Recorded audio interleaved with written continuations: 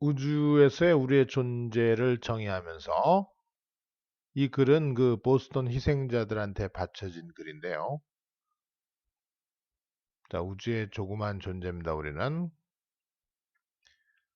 과학에 대한 아주 넓은 폭넓은 비판은 그것이 우리한테 말을 해준다는 거죠.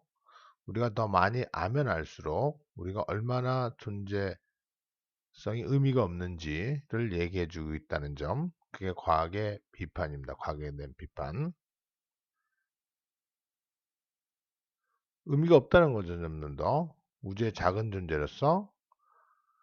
자, 이것이 우리의 much angst, 두려움의 원인이 됩니다.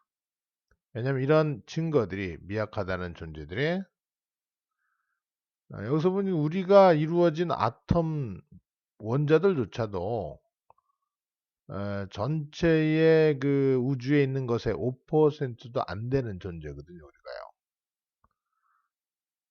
하늘을 보면 알 수 있습니다. 우리가 얼마나 작은 것인지.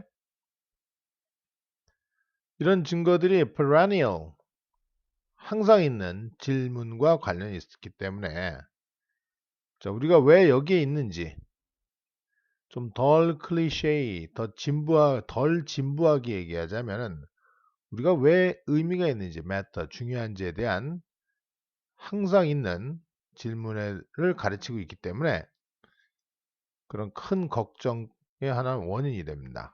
물론 여러분들은 이런 얘기를 할 수 있어요. 우리는요. 우리가 의미 있다. 왜냐하면 사회적, 가족의 관계 때문에 의미가 있다라고 얘기할 수도 있고 우리가 남을 돌보고 또 돌봄을 받기 때문에 의미가 있다고 얘기할 수도 있고 액티브하면서도 생산적인 사람이기 때문에 의미가 있다고 할 수 있습니다. 충분히 정당한 얘기죠. 하지만 내가 여기서 얘기하고 있는 것은요. microscopic perspective, 굉장히 매크로죠. 매크로코스믹, 대우주적인 관점에 대해서 얘기하는 겁니다. 광대하고도 uncaring, 우리 일에 무관심한 것 같은 우주에서의 우리의 존재에 대해서 얘기하고자 하는 거거든요. 어떻게 우리가 이 거대한 계획 속에서 의미 없는 that 하면 그 정도로 의미 없는 존재일 수 있을까? 이것에 대한 해답의 일부는요. 우리의 플래닛에 달려 있고 그것이 얼마나 독특한지를 보면 알 수 있습니다. 또 다른 부분은요. 우리가 누구인지에 따라 다를 것이고 그리고 정말 저기 바깥에 비슷한 생명체가 있는지 없는지에 따라 다를 거라는 겁니다. Copernican take, as I see it, 어, 내가 알듯이 코페르니쿠스적인 정말 혁명적인 대전환의 생각을 취하자는 것. 자, 이렇게 내가 알듯이 코페르니쿠스적인 생각을 취하게 되면 이런 말을 하게 되겠죠. 그런 입장에서는 이때 테이크는 입장, 어떤 취하는 것이죠. 물리학과 화학의 법칙들이 관찰 가능한 우주 전체에서는 다 똑같기 때문에 그리고 행성도 많고 위성도 많이 있기 때문에 that 이하가 당연하다는 겁니다. 생명은 ubiquitous 어디에나 있으며 그렇죠? 우리는 typical 전형적으로 나타나는 존재고요. 다시 말하면 의미 없는 물질이 모여서 살아있는 것들이 된 것의 manifestation, 현시들, 나타남이라는 겁니다. 모든 법칙이 우주에서 똑같기 때문에 우리의 생명도 거의 비슷한 똑같은 것이다라고 생각할 수 있습니다.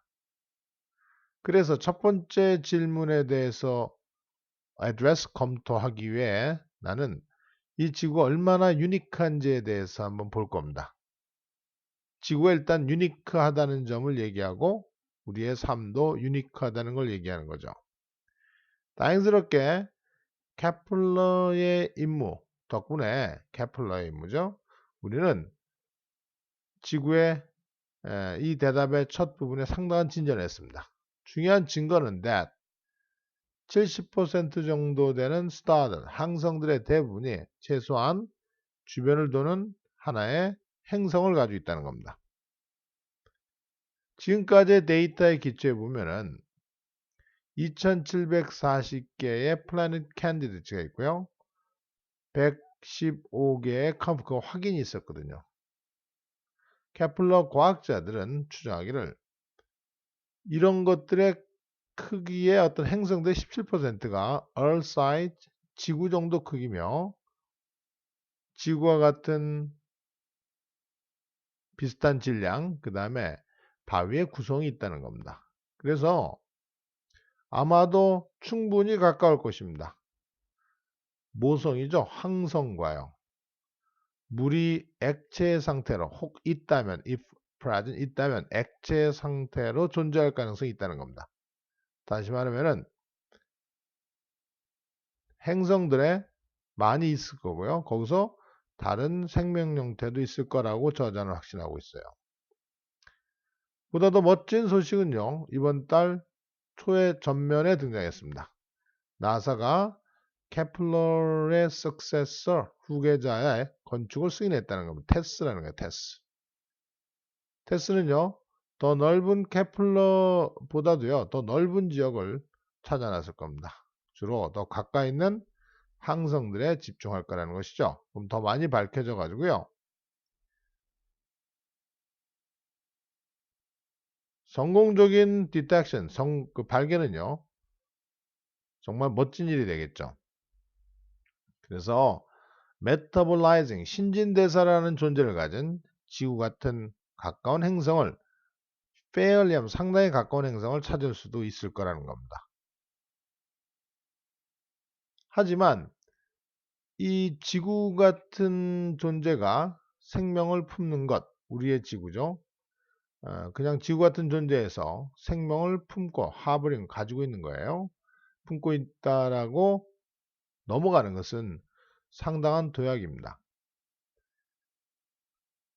그래서 많은 세계가 있다는 hypothesis, 전제죠. 게다가 놀라운 지구의 extremophiles, 외래적인 어떤 possibilities, 놀라운 다양성들에다가 수많은 그런 전제가 있다는 것은 우리가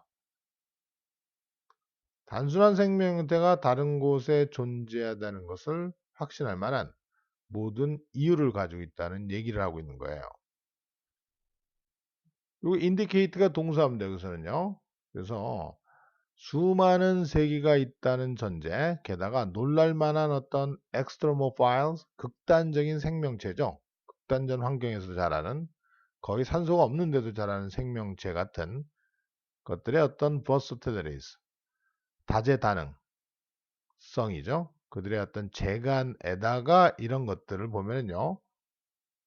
이유가 있다는 거예요. 다른 생명체도 단순한 형태가 있겠지라는 거죠. 그 많은 곳에 없겠냐라는 얘기예요. 결국에는 it showed up within 100 million years here. 수억 년 사이로 나타났고요. 우주도 많은 항성 체계를 갖게 된 겁니다. 비록 대단히 복잡하고 아직 이해 안 되는 단계가 있지만 무생물에서 생물체로 가는 데에는요. 정말로 이상할 것이다.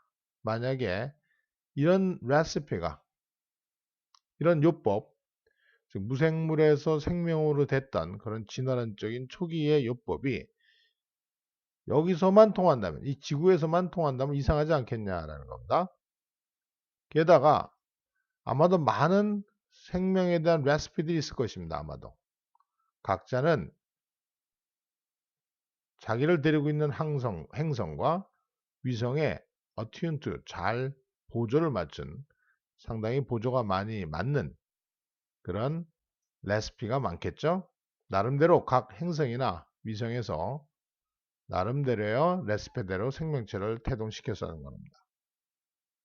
그러니까 우리의 삶이 유니크하다는 거죠.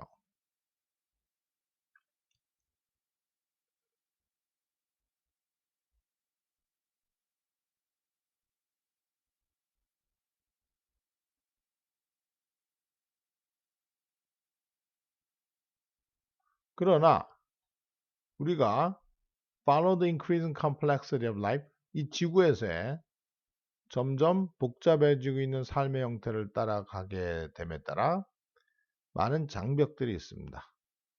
극복되어져야 되는 많은 장벽들이죠. 단세포에서 다세포, 복합적인 단세포형으로 변하기 위해 극복되어져야 되는 많은 장벽들도 맞게 되는 거죠. 그 다음에 심플 셀드에서 복합적 싱글 셀드, 그다음에 멀티 셀드, 그다음에 컴플렉스 멀티 셀드로 바뀌어진 거예요. 그 장애들이 많이 있습니다. 그 다음에 이제 지적인 바로 멀티셀 라이프로 바뀐 것이죠. 그 과정을 따라왔기 때문에 따라서 가능성들은 매우 급히 떨어지고 있습니다. drops, odds 하면 가능성이죠. 그런 가능성이 많이 떨어졌어요. 우리 지구인들은 상당히 충분히 지적이고 다세포적인 생명체를 갖게 됐죠. Granted, 당연히 누구도 그런 가능성을 추정하는 법을 모릅니다. 하지만 진화론 쪽의 입장에서 봤을 때는요, 생명체는 복잡해지는 데는 관심 있는 게 아니고 오로지 존재하는 것에만 관심을 갖게 되는 거군요. 만약에 상황이 괜찮고 어떤 환경적인 프레셔, 압박도 존재하지 않는다면 생명 형태는 계속 나아갈 거예요. 어떤 대단한 변화 없이요. 돌연변이가 가끔은 자주 생깁니다. 하지만 그것은 그 돌연변이는 죽어 없어질 것이든지 아니면 별 도움이 되지 않을 겁니다. 말하고자 하는 핵심의 예를 들겠습니다. 다이노소어드라 거의 1억 5천만 년 동안 있었습니다. 많이 변했고요. 우리가 자연사 박물관에서 보듯이. 하지만 그 시간 동안 그들은 인텔리전트해지지 않았습니다. 만약 인텔리전트했다면 종말을 충분히 예측할 수 있었겠죠? 뭔가 할 수 있었는데 인간하고는 다르다는 거죠. 근데 우리는 겨우 지금 그런 걸 하고 있어요. 그렇기 때문에 우리의 존재는 우주의 일반적인 존재가 아니고 아주 특수한 이 지구의 아주 유니크한 존재일 수밖에 없다는 얘기죠. 이 글을 이제 누구한테 바칩니까? 보스턴 마라톤 마밍의 희생자들한테 이 에세이를 헌정하고 있는 거예요.